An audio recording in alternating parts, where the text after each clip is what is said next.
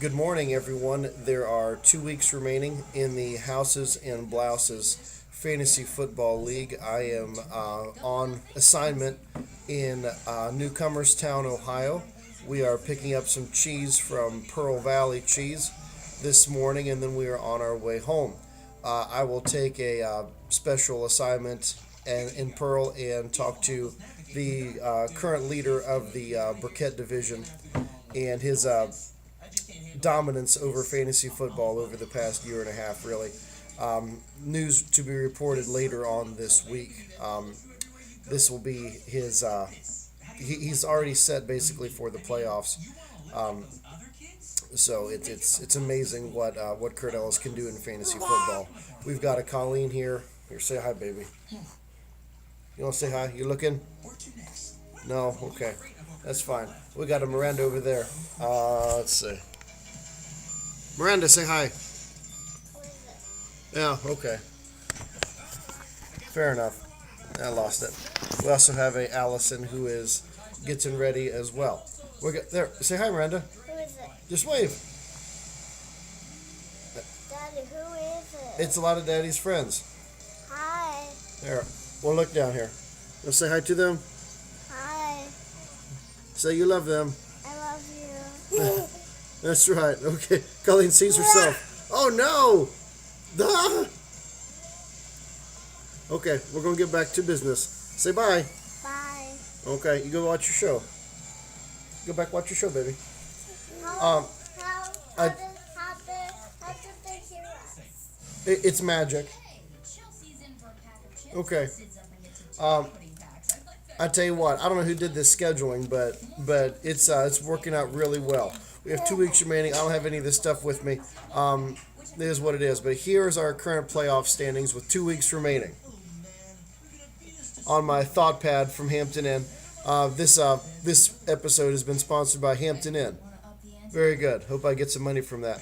If you take a look here, we have the number one seeds in each division will be Team Ellis, and then the double clutchers who actually jumped the potato skins last week. We're going to hit both divisions here in depth. But currently, this is where we're sitting. We have the password is tacos versus myself, actually, who saw that one coming. Then in the other division, we have the potato skins and the freckled furiosas, who could have clinched the 3 seed last week, but were upset. They still have 2 more weeks yet to get one win. The Furiosas do, and they will clinch the number 3 seed. They can't get any higher than the 3 seed. But that division is actually pretty interesting between the double clutchers and the potato skins. I didn't expect that one to be as exciting as what it's going to be, but these last 2 weeks are really going to matter to get that bye in the first round. Because I got a feeling nobody wants to play the Freckled Furiosas in the first round. Do you want to say anything? Okay. Allison doesn't want to say hi to you. All right. All right, we're moving along. I'll tell you who does this scheduling. Please remember to pay zero attention to what ESPN says to the projected playoff brackets. ESPN's default is the top 6 records. That's not how we're doing it. We're doing it the top 3 teams in each division. So what you just saw is actually accurate as of right now. We'll start with the Cunningham division, where it is obviously basically a 2-team race still. Technically, the Fear Boners can still sneak into the number 3 spot. I know, but that's highly unlikely. They have to win their next 2 games, and then the Furiosas have to lose the next 2, and then there's a lot of stuff that some tiebreaker things. I did some math, and it's highly unlikely that that'll happen, but she's still in there technically. So technically, there are still 4 teams alive for that division, but it's pretty much the top 3 already set. But we don't know what order, especially in the top 2. Who gets the number 1 seed in the first round bye is really interesting. The Downies' victory over Deanna last week put him in the top seed over the Potato Skins, who were on a bye last week. So the Skins all of a sudden are now being challenged and now have lost their number 1 seed. Remaining schedule. The Clutchers play Bender this week, and the Potato Skins play Bethany and the Fear Boners to, in theory, put the Fear Boners out of contention but maybe not. We'll see how they get along. But no matter what, really, both teams can actually afford to lose this week or win this week. It truly doesn't matter. The score between Downey's team this week and Pat Nolan's team this week, it doesn't matter, because in the last week of the regular season they play each other. Oh my goodness, who does this scheduling? I swear to you, it's amazing. And the winner of that game obviously will be the 1 seed in the division. The loser of that game will be the 2 seed in that division.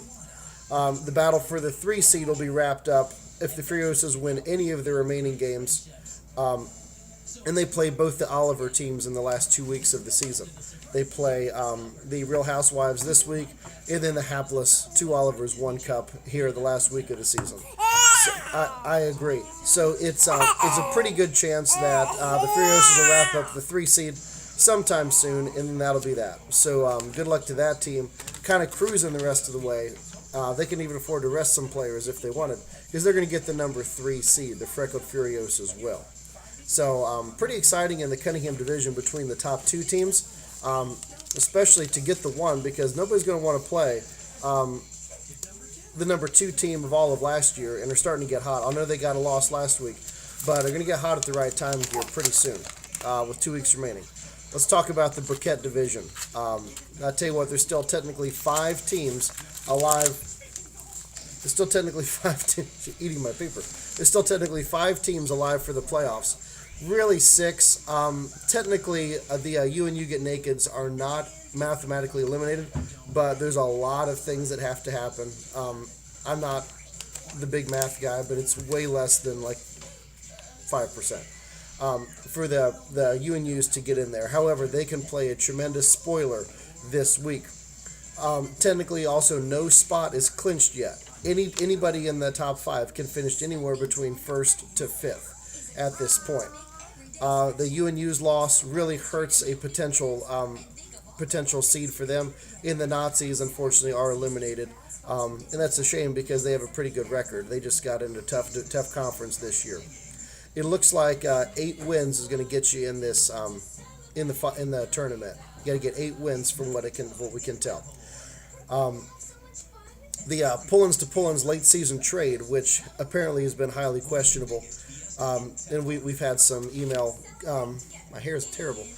We have some email correspondence back and forth. Possible smell of collusion from the desk of the commissioner. I saw nothing wrong with said trade.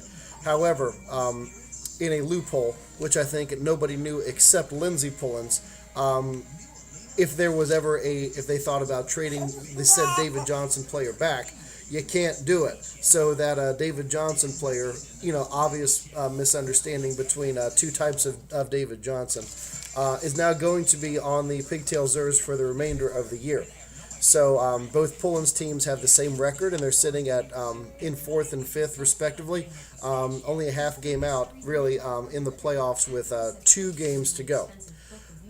If you saw the attachment that I had with the email here, I am dubbing this Order versus Chaos weekend, especially in the Burkett division. If you see here, we have both Pullinses playing both Reeds in a duel for doom, if you will. What happens quite literally is Brad Reed is playing Lindsey Pullins, and in what only can be described as as World War III, Liza Reed is going to take out lots of fury. Like, she went to the store and bought more fury, and will be unleashing all that fury upon Kent Pullins in the Twicey Spicy's Hot Snakes. Simply put, if the Reeds go 2-0, then the playoffs are going to be set. They truly will. Technically, Brad would still be alive, and he would help his chances greatly, but it's still going to be a long shot, because everyone's going to kind of have the same record at that point. And they'll also be number 4 in the rankings. And then again, the top 3 make the playoffs. So if both Reeds win, we have order. If both Pullinses win, we have some sort of chaos, the likes of which has never been seen before, going into the last week of the playoff, of the regular season. If they split, and this is the thing, if they split, so if one Reed team wins and one Pullins team wins, the only winner in that conversation is Kurt Ellis. And we don't need that to happen at all. Nobody wants that. Let's start with the Pigtail Zers. They're winner. They have a winnable game on paper versus the UNUs. And the UNUs will be technically, obviously, eliminated from the conversation with a loss. But they can play spoiler, obviously, as Mr. Reed can win and eliminate Lindsey Pullins, which many feel is deserving after an honest trade mishap. Obviously, the other game, Lindsey Pullins, not Lindsey Pullins, Liza Reed wants blood. She smells it in the water, and the only the only food that can satisfy her hunger is Kent Pullins' head on a platter. This might just happen. Lindsey wants blood, Pullins blood. She has the opportunity this weekend, a win and she's in. I can firmly see that. A win in Team Liza Toa Reed will be in the playoffs. The only winner, if there's any kind of backlash, is going to be Ellis. However, please, there's a team that nobody's been talking about in this division for whatever reason. Currently sitting at number 3 in that division is me. And it's about time I took my rightful place as well. While you all are bickering back and forth with each other and fighting each other's battles, I've got a bye week this week. This is my bye week time. And I'm looking forward to watching the carnage ensue. The Sweethearts of AGR have a match next week versus Team Ellis in what might be a playoff preview. So looking forward to that one as well. Overall, this is going to be an exciting week in the Order versus Chaos weekend. Hopefully everyone is watching and paying attention. Hopefully we have some witty banter, some competitiveness over social media, or anything on the websites here. Should be pretty fun. Looking forward to seeing how this ends. Hope everyone had a great Thanksgiving, obviously, and a great Buckeye victory last week versus U of M, and it looks like we are all set to play Clemson here in a couple weeks, whether we are ranked number 2 or if they're jerks and bump us down to number 3 because we're not a conference champion. That just means we're going to wear the white jerseys instead of the red ones when we go play Clemson in Arizona and womp on them real bad. So looking forward to that. I think that's about it. Hope everyone has a great week, and looking forward to hearing more things tomorrow. Until next time, I am Mike Derringer. This is Colleen Derringer. That's Miranda Joe, and that's Allison. And together we are Derringers, and that means you are not.